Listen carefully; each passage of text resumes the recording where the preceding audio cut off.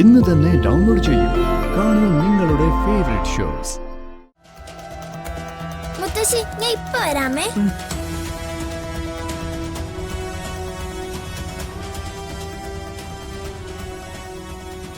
ഇപ്പൊ അമ്മയ്ക്ക് മനസ്സിലായല്ലോ നമ്മളറിയാതെ അവൾ എന്തൊക്കെയോ ചെയ്യുന്നുണ്ടെന്ന്.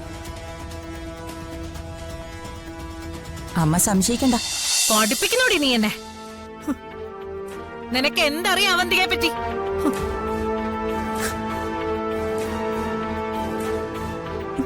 മാഡം, ഞാൻ പറഞ്ഞു വന്നത്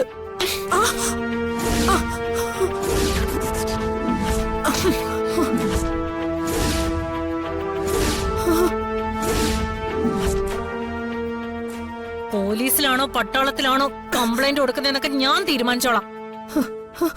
അവന്തികെ ഒരുപാട് പോലീസുകാരെ കണ്ടതാ.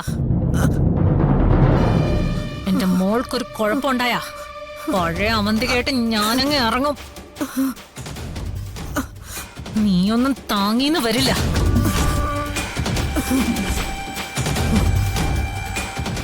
മാഡം, ചിപ്പിമോൾക്ക് ഞാനത് കുഴപ്പമുണ്ടാക്കിയതാ.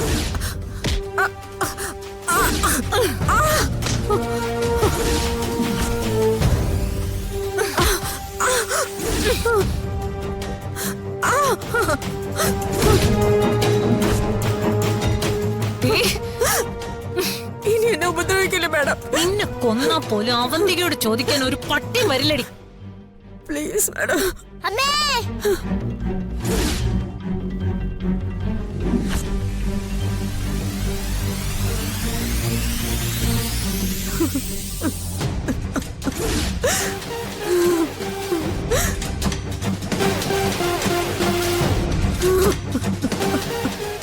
മോളെ മോളെ, അമ്മ ഒരു തമാശ കാണിച്ചതാ.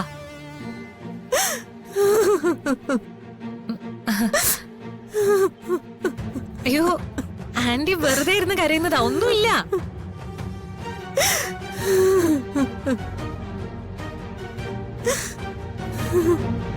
മോളെ,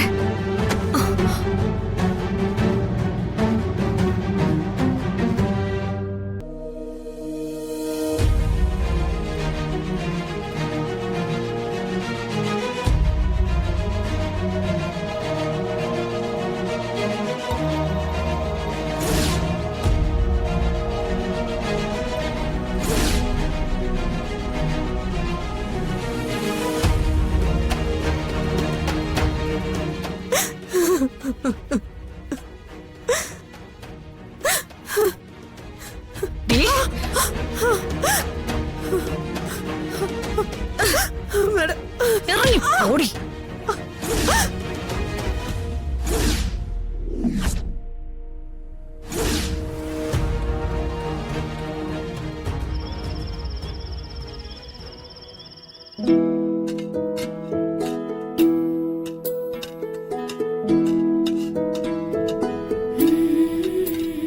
അങ്ങോട്ട് വെച്ച്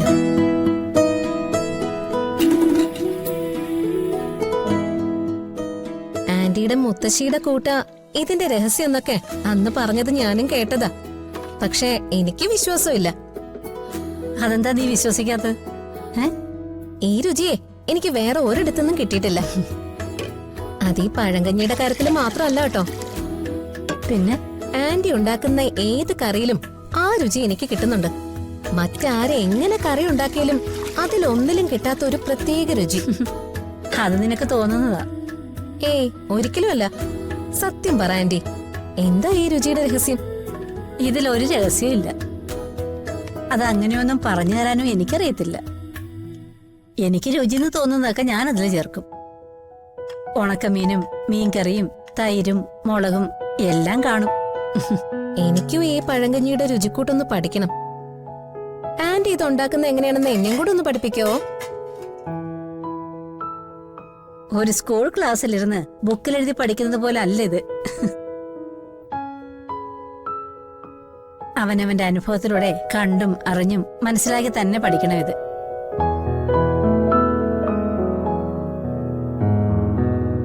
എന്തായാലും ഒരു കാര്യം എനിക്ക് ഉറപ്പാ. ഒരു തവണ ആന്റിയുടെ അടുത്തുനിന്നും പഴങ്കഞ്ഞി കുടിക്കുന്നവര് പിന്നെ സുഹൃത്തുക്കളെയും കൂട്ടി ഇങ്ങോട്ട് തന്നെ വരും.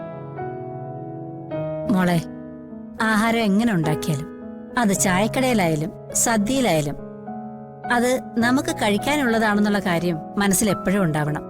അതെ, നമ്മളെപ്പോലെ തന്നെയാണ് ഭക്ഷണം കഴിക്കാൻ നമ്മുടെ അടുത്തേക്ക് വരുന്നവരും. അങ്ങനെ ചിന്തിക്കുമ്പോ ഭക്ഷണത്തിൽ വിഷം ഉണ്ടാവില്ല, കഴിക്കുന്നവരുടെ മനസ്സ് നിറയുകയും ചെയ്യും. ആ ആ, ഇനിയുള്ള ക്ലാസ്സേ നാളെ പറഞ്ഞുതരാം. വാ.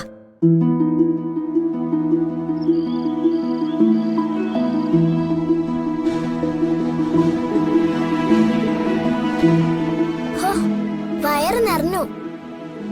അത് വെറുതെ ഞങ്ങളെ പറ്റിക്കാനുള്ള അടവല്ലേ.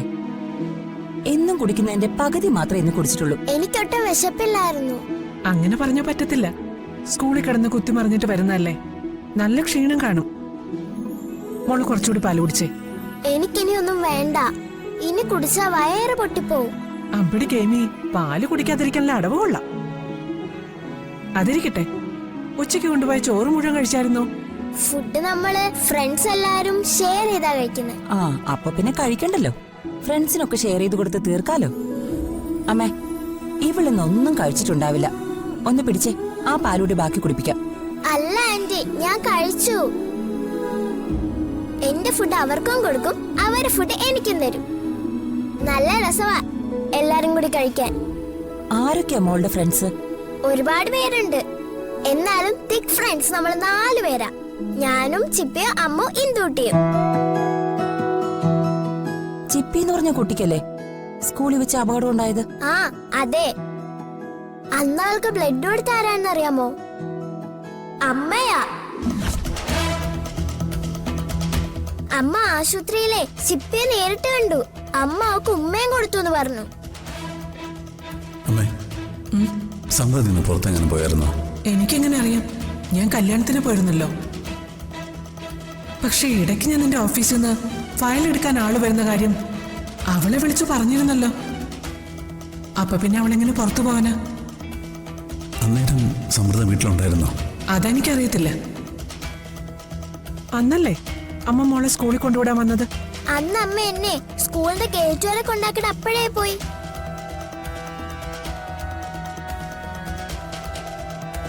മുത്തശ്ശി, ഞാൻ ഇപ്പൊ വരാമേ.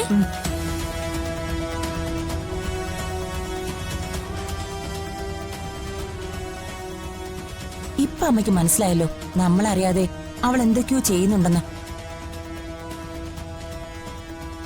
അമ്മ സംശയിക്കണ്ട, അവൾ അവളുടെ ഭൂതകാലം തിരക്കി ഇറങ്ങിയത് തന്നെയാ. അന്ന് ഗോകുല് വിളിച്ച് സമ്പ്രദ പുറത്തെങ്ങാനും പോയിരുന്നോ എന്ന് എന്നോട് ചോദിച്ചപ്പോഴും ഞാൻ ഇത്രയും വിചാരിച്ചില്ല. ആലോചിക്കുമ്പോ എനിക്ക് പേടി തോന്നുന്നു. നമ്മളോട് പറയാതെ അവൾ എന്തിനാ ഹോസ്പിറ്റലിൽ പോയത്? ആ ഡോക്ടറെ കാണാൻ വേണ്ടി തന്നെയായിരിക്കും അവള് പോയത്. എന്തിന്? അമ്മേ, അന്ന് അവൾ അമ്മയോട് ടാബ്ലറ്റ്സിനെ കുറിച്ച് സംശയം ചോദിച്ചില്ലേ? അത് തന്നെയായിരിക്കും കാരണം. അമ്മേ, അവള് കഴിക്കുന്ന മരുന്നിനെ കുറിച്ച് അവൾക്ക് എന്തോ സംശയം തോന്നിയിട്ടുണ്ട്.